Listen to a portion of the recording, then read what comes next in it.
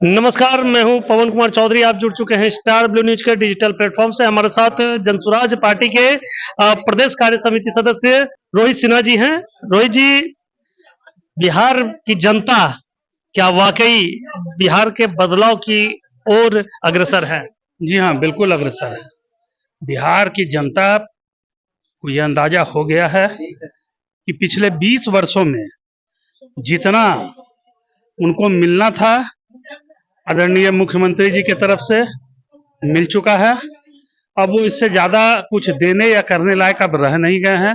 वो शारीरिक रूप से अस्वस्थ हैं और जो हालात बता रहे हैं, जिस तरह के कार्यक्रमों में जो उनकी जो हालात जो वो रिप्रेजेंट करते हैं, जो अपना दिखाते हैं, इससे ये जनता भली भांति समझ गई है कि अब इनमें न वो बात रह गई है, न इनमें वो दमखम है कि अब वो बिहार के लिए कुछ भी कर सके। पिछले 10 वर्षों से, वैसे भी पिछले 10 वर्षों से मुख्यमंत्री जी सिर्फ और सिर्फ अपनी कुर्सी बचाने पर ही लगे।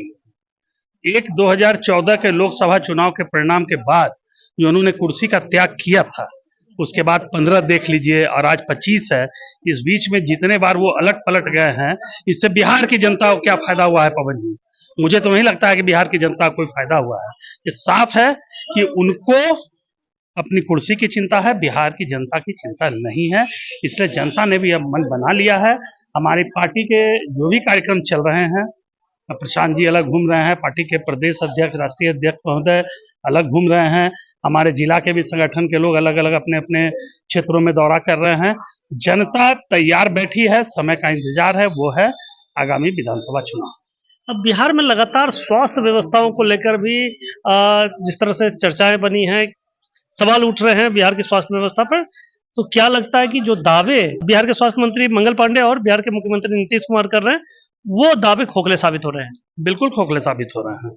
आप रेफरल अस्पताल, प्राथमिक स्वास्थ्य केंद्र, सदर अस्पताल मुंगेर जिले का ही हाल देख लीजिए। अभी कुछ दिन पहले ही ना यहाँ पर वो बने हैं, सिविल सर्जन नए आए हैं, राम प्रवेश बाबू। उनके आने के बाद से जो हलचल मची हुई है, फिर डीएम साहब भी इधर कुछ दिन पहले मुंगेर जिला के डीएम साहब भी दौरा किए, तो कितने कितने स्वास्थ्यकर्मी अपने समय पर उपस्थित नहीं थे जो उनका ड्यूटी टाइम है। तो स्वास्थ्य भवन बना देने से सिर्फ नहीं होगा। जो डॉक्टर्स हैं उनको सरकार की ना तो सुनना है, ना ही स्वास्थ्य मंत्री का इस ओर कोई ध्यान है। मरीज जाते हैं, मरीज को एम्बुलेंस नहीं मिलता है, मरीज को बेड नहीं मिलता है, सही ढंग से डॉक्टर उनको उनका इलाज नहीं करते हैं, उनके लिए दवाइयाँ ये नहीं है। जो भी पैथोलॉजी टेस्ट वगैरह है, एक्सरे है, ब्लड टेस्ट है, इन सारी अल्ट्रासाउंड है, इन सारी चीज़ों की सुविधा है ही नहीं। सिर्फ भवन पे भवन बनाए जा रहे हैं, कभी आके शिलान्यास करते हैं, कभी आके फीता काट देते हैं, उसका उद्घाटन कर देते हैं, लेकिन जनता की स्वास्थ्य समस्याओं का निराकरण नहीं हो पा रहा है। स्वास्थ्य व्यवस्था पर अब लगातार भाजपा के पूर्व नेता और यूट्यूबर मनीष कश्यप भी सवाल उठाए। उनके ऊपर भी चिकित्सकों के द्वारा जिस तरह से हमला किया गया, पीएमसीएच यानी पटना का सबसे प्रतिष्ठित स्वास्थ्य संस्थान कहा जा सकता है, तो वहां भी कुव्यवस्था पर लगातार मनीष कश्यप भी सवाल उठा रहे हैं। तो इस पर क्या लगता है कि मुख्यमंत्री और स्वास्थ्य मंत्री को विशेष ध्यान देने की आवश्यकता है? बिल्कुल आवश्यकता है। सबसे पहले तो मनीष कश्यप जी के साथ जो वहाँ दुर्घटना घटी, मैं उसकी निंदा करता हूँ, कड़े शब्दों में निंदा करता हूँ। कोई भी यूट्यूबर हो, पत्रकार हो या कोई नेता ही हो, अगर वो किसी तरह का निरीक्षण या न्यूज के कवरेज के लिए किसी अस्पताल में या कहीं भी जाते हैं, तो इस तरह का व्यवहार उनके साथ ये मानवीय व्यवहार नहीं कहलाएगा। तो ये तो बिल्कुल गलत हुआ उनके साथ। और हुआ क्यों?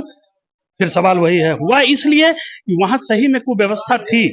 उसको वहाँ के जो कर्ता धर्ता हैं पीएमसीएच के, वो उसको छिपाना चाह रहे थे और मनीष कश्यप जी उसको उजागर कर रहे थे। अब बताइए कि मनीष कश्यप जी जिस दिन गए हैं पीएमसीएच, वो सिर्फ एक यूट्यूबर की हैसियत से ही नहीं गए थे, साथ ही साथ वो उस दिन तक भाजपा के एक नेता कार्यकर्ता भी थे।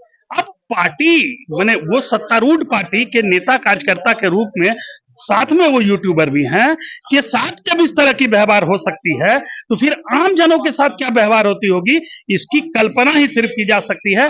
और हम लोग तो जानते हैं, जो लोग जाते हैं वहां वो लोग भोगते हैं। तो इस पर क्या बोलना है? मनीष कश्यप जी के साथ जो भी घटना घटी है बहुत दुर्भाग्यपूर्ण है। और स्वास्थ्य व्यवस्था तो पहले ही बता दिए, पूरे बिहार का चरमराया हुआ है। सिर्फ फीता कट रहा है, शिलान्यास उद्घाटन हो रहा है, डॉक्टर नाम के लिए हैं, समय पर ड्यूटी नहीं करते हैं, मेडिसिन सही से नहीं मिल रहा है, किसी तरह के पैथोलॉजी लैब की व्यवस्था वहां अच्छी नहीं है कि कोई गरीब मरीज जाए और वहां इलाज करा सके। अगर 2025 में बिहार की जनता जनसुराज पर भरोसा जताती है तो क्या अब बिहार की जनता यह मान के चले कि जनसुराज के आने के बाद बिहार की स्वास्थ्य व्यवस्था पूरी तरह से सुदृढ़ हो जाएगी? देखिए, बिहार की जनता के पास कुछ और विकल्प है क्या? 35 सालों से तो वो ठगी ही जा रही है। 15 बरस लालू जी, अब 20 बरस नीतीश जी, 35 साल हो गया। अब उनको विश्वास तो करना ही है जनसुराज पर, और मैं आपको इस बाइट के माध्यम से भरोसा दिलाता हूं कि जनता का जो भरोसा जनसुराज पे कायम होगा तो निश्चित तौर पर स्वास्थ्य, शिक्षा, इन चीजों में प्राथमिकता रखी जाएगी। गरीब से गरीब जनता को भी आसानी से आसानी सरकारी शिक्षा मिले, और साथ ही साथ स्वास्थ्य की भी जो समस्याएं हैं, स्वास्थ्य विभाग की जो समस्याएं हैं, उसको निराकरण करते हुए और जनता के लिए जितना अधिक से अधिक सुचारू रूप से उस व्यवस्था को उपलब्ध कराया जाना होगा, कराया जाएगा। यह विश्वास जनता के ऊपर बन भी रहा है और जनता यह विश्वास हम लोगों के ऊपर व्यक्त भी कर रही है। 2025 में बिहार की जनता जनसुराज पे भरोसा दिलाती है, भरोसा करती है, तो आने वाले दिनों में बिहार की शिक्षा और स्वास्थ्य व्यवस्था के अलावा सभी योजनाओं पर विशेष रूप से काम होगा। यह दावा है जनसुराज के नेताओं का। अब देखना है कि 2025 में विधानसभा चुनाव के बाद जनता क्या फैसला लेती है और किसकी सरकार बनती है। हम आगे भी इन खबरों पर अपनी नजर बनाए रखेंगे। जुड़े रहें स्टार ब्लू न्यूज के डिजिटल प्लेटफॉर्म से। तब तक के लिए धन्यवाद।